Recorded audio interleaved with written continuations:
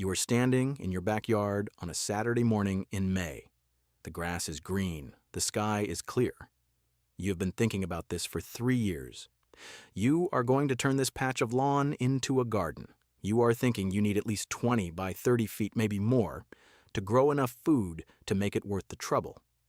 You are looking at the space, and you are doing the math in your head.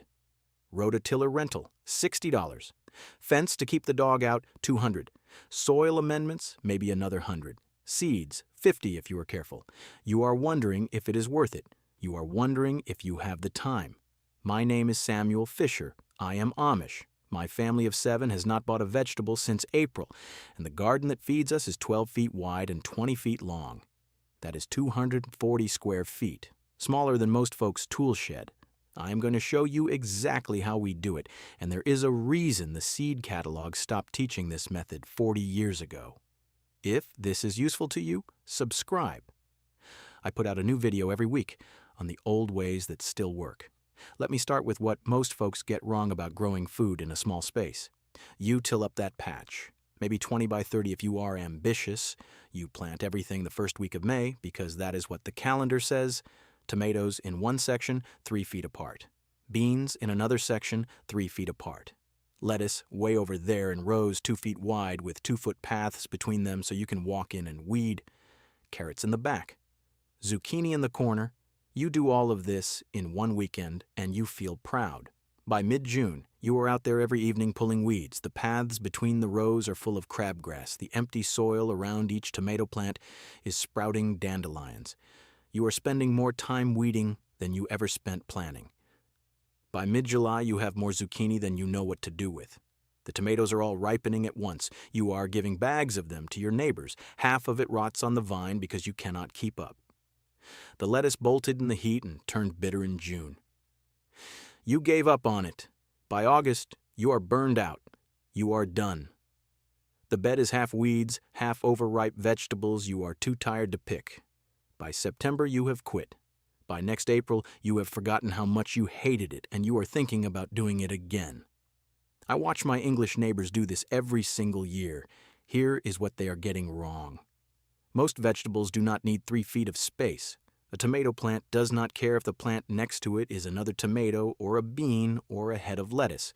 The roots of a carrot go down 8 to 10 inches. They do not spread sideways 3 feet.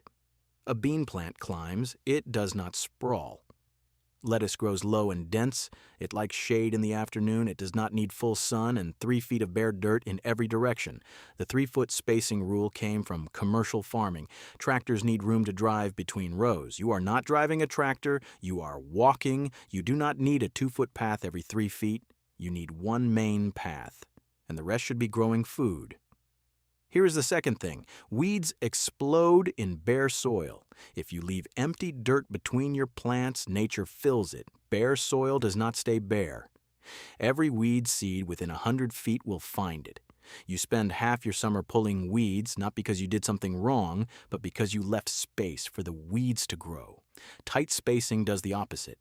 When lettuce and chard and beans are growing shoulder to shoulder, their leaves shade the soil. Weed seeds need light to germinate. No light, no weeds.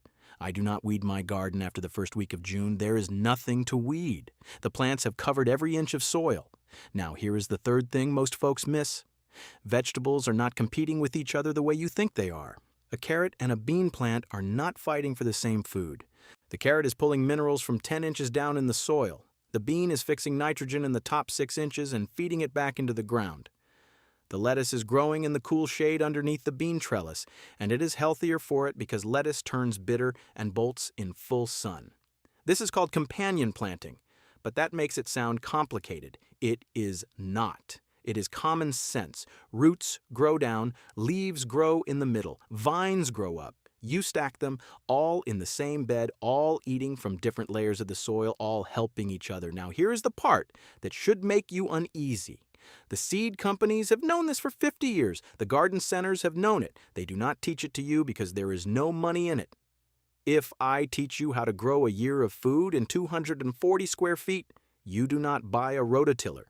You do not buy their fertilizer every spring. You do not buy their weed killer in July. You do not come back next year for replacement plants because yours died. There is more money in keeping you dependent than in making you competent. I am not saying they sat in a room and planned your failure. I am saying the market selected for it. The companies that taught self-sufficiency went out of business. The ones that sold products every season stayed in business. Over 50 years, the knowledge faded. Stay with me. I am going to show you the system my grandfather taught me in 1987, and you will see why it works. My grandfather taught me this when I was 9 years old. It was April. The soil was just workable. We walked out to the garden behind the house on a Saturday morning, and he pointed to a bed that was maybe 14 feet wide and 18 feet long. He said, "This bed feeds 9 people from May to November." I did not believe him. It looked too small. He walked me down the length of it. Carrots were already coming up in tight rows, maybe 4 inches apart. Beet greens just starting to show. Onion sets poking through. All of them planted close, rows 6 inches apart, no wasted space. Between the carrot rows, he had tucked in lettuce seedlings just 2 inches tall. He said, "By the time the carrots are big enough to need space, we will have harvested that lettuce twice and planted it again." Then he showed me the north edge of the bed. He had built a trellis, 2 posts, 8 feet tall, sunk into the ground. Jute twine strung between them every 6 inches, running from the ground to the top. He said, "In 2 weeks, we are going to plant beans at the base of this trellis. The beans will climb up, the lettuce will keep growing in the shade below them. The carrots and beets will keep growing underneath everything. By July, you will not be able to see the soil. You will just see food." I remember thinking he was wrong. It looked too crowded. I thought the plants would choke each other out. By early July, I understood.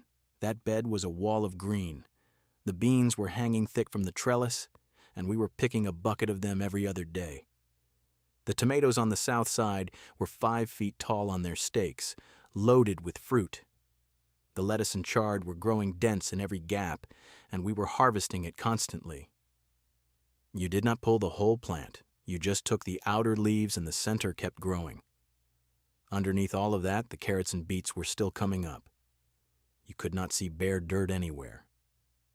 He taught me the rhythm that summer. Every Saturday morning we planted something. 1 row of lettuce, 1 row of beans, 1 short row of carrots, every single week from mid-April to mid-July. He said, "We do not plant everything at once because we do not want to eat everything at once. We want something to harvest every single day, not a mountain of food 1 week and nothing the next." That bed fed 9 people that summer. My mother, my father, my grandmother, my 4 brothers, my sister, and me. We ate greens at every meal from May to October. We ate beans and tomatoes and cucumbers from June until frost. We pulled carrots and beets all summer long and stored the last of them in sawdust in the cellar for winter. We did not buy vegetables. There was no need. The bed was 252 square feet, smaller than most living rooms. My grandfather is gone now, but I grow food the same way he taught me. My wife learned the same method from her mother. We have a bed behind our house, 12 by 20. It feeds the 7 of us from May to November, and we put up enough in jars in the root cellar to carry us into spring. Walk into any Amish kitchen garden in July, and you will see the same thing. It does not look like the pictures in the seed catalogs. It looks crowded, it looks wild. But if you know what you are looking at, you will see the system. Let me walk you through what is growing in our bed right now, mid-July. Start at the north edge, pole beans climbing an 8-foot trellis, thick as a curtain. We have pulled maybe 80 pounds of beans since mid-June, and they are still producing. We will pull another 30 before frost. Next to the beans, cucumbers climbing the same trellis. We have picked 40 so far. My wife makes pickles, and we eat them all winter. Walk to the south edge, tomatoes on stakes, 6 plants, each one about 6 feet tall now. We have harvested 120 pounds since late June. We will pull another 80 or 90 before the first freeze. We eat them fresh, we can them, we make sauce. Now look at the middle. Chard and kale, planted in April, still producing. We have been taking outer leaves since May. You never pull the whole plant. You let the center keep growing. We have pulled 35 pounds of greens from 6 plants so far, and they will keep going until hard frost in October. Lettuce, in the gaps between everything, we plant a new 4-foot row every 2 weeks. It grows for 40 days, we harvest it, and by then the next row is ready. We have had fresh lettuce every single day since the first week of May. Underneath all of it, where you cannot see unless you pull the leaves back, carrots and beets and onions, planted tight, 4 inches apart, rows 6 inches apart. The carrots are ready now. We pull them as we need them, maybe 30 pounds so far. The beets are close. The onions we have been pulling as green onions since June. That is 385 pounds of food from 240 square feet, and we are only halfway through the season. By November, we will have pulled over 500 pounds. The seed cost us 28. The compost cost nothing because we make it. The water costs nothing because we collect rain. The time to manage it is maybe 20 minutes a day. Now let me tell you what I see when I look at my neighbor's garden. He is a good man. He works hard, but he was taught wrong. He tilled a space 25 by 40, that is 1,000 square feet, more than 4 times what we use. He planted tomatoes in one corner, beans way over in another corner, lettuce in wide rows with paths between them. Half his bed is walkway. Another quarter is weeds by mid-July. He planted everything the first week of May. He will harvest everything the first 2 weeks of August. He will be overwhelmed. He will waste half of it. By September, his garden will be bare, and he will go back to buying vegetables at the store. I am not criticizing him. I am saying the system failed him. Now let me show you exactly how to do this. Here is what I want you to do this spring. Start with 1 bed. Do not try to feed your whole family the first year. Do not tear up half your backyard. Start with 4 feet by 8 feet. That is 32 square feet. You can feed 2 adults in greens, beans, and tomatoes all summer from that space. You can build a raised bed with 4 boards and 8 screws, or you can mark it out on the ground with stakes and string. Either way works. Now, the soil. This is the foundation. Do not skip this part. You need 8 to 10 inches of good soil. If you are building a raised bed, fill it with 1 part compost, 1 part aged manure, 2 parts native soil or topsoil. Mix it together. If you are working in the ground, spread 2 inches of compost on top, 1 inch of manure, and turn it all in with a garden fork down to about 10 inches. That is the job. You do it once. After the first year, you just add a thin layer of compost each spring. The soil gets better every year because you are feeding it, not mining it. Now here is what you plant, when you plant it, and where it goes. Roots first. Early April, as soon as you can work the soil. Carrots, beets, radishes, onion sets. Plant them in rows running the length of your bed. Space the rows 4 to 6 inches apart. Sprinkle the seed thin. After they come up, thin them to 2 or 3 inches apart within the row.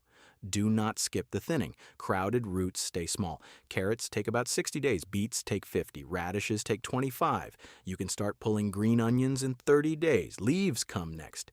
2 weeks after you plant the roots, plant your first row of lettuce. Then plant another row every 2 weeks after that, all the way into mid-July.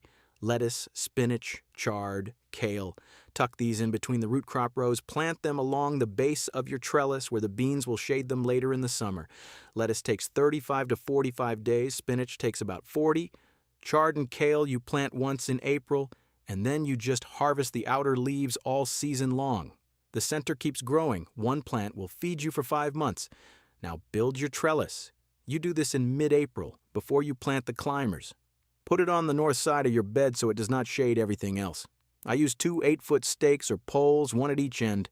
Sink them a foot into the ground so they do not tip over when the beans get heavy. Then string jute twine or wire between the 2 posts, 1 line every 6 inches, running from the ground all the way to the top.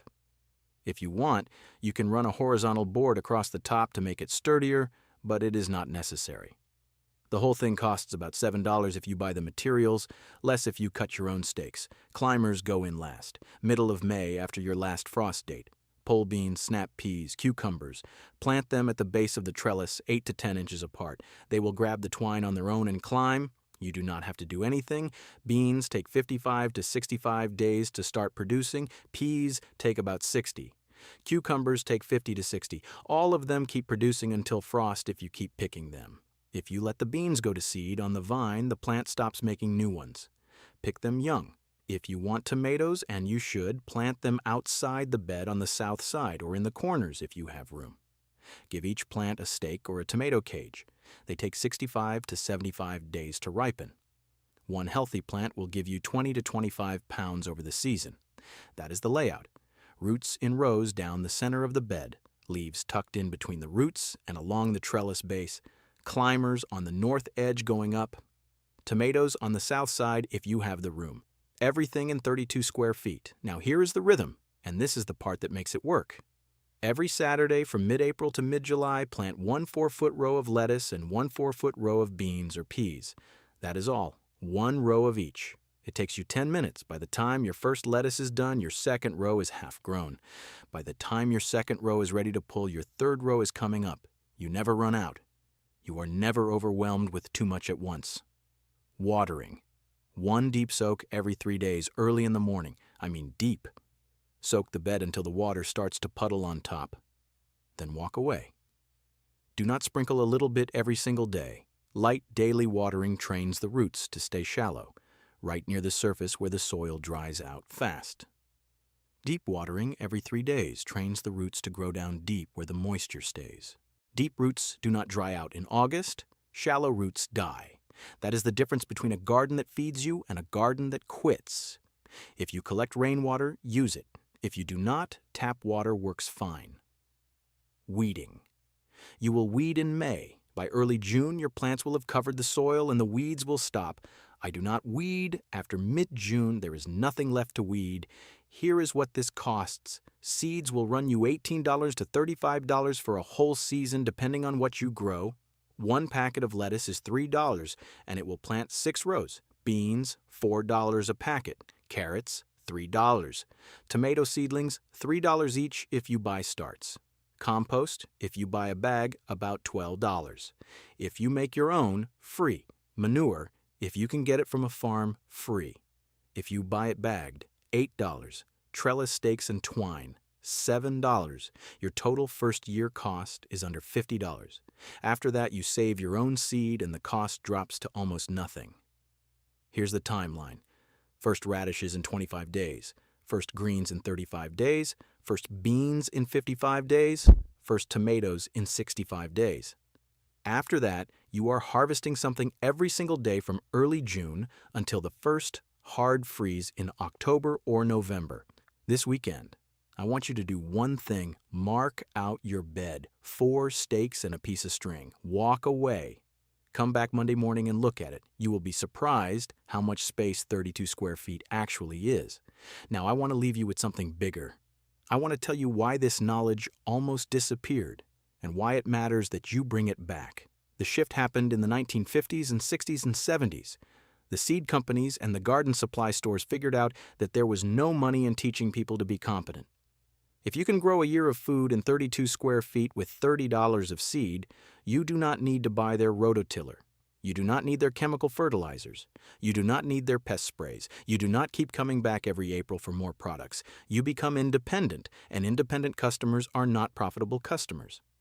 I am not saying anyone sat in a boardroom and planned it. I am saying the incentives shaped the outcome. The companies that taught self-sufficiency made one sale, and then you were done with them. The companies that sold dependency made a sale every spring, every summer, every fall. Over 50 years, the dependency model won and the knowledge faded. Then you add the zoning laws. Most suburbs will fine you for growing food in your front yard. They will let you grow grass that you have to mow and water and fertilize, but they will not let you grow tomatoes. Ask yourself why. Ask yourself who benefits when you are required to keep land unproductive. Then you add the break in generational knowledge. My grandfather taught my father. My father taught me. I am teaching my sons. The chain goes back more than 100 years on this farm, but most English families lost that chain 2 or 3 generations ago. Nobody taught them, so they do not know, so they cannot teach their children.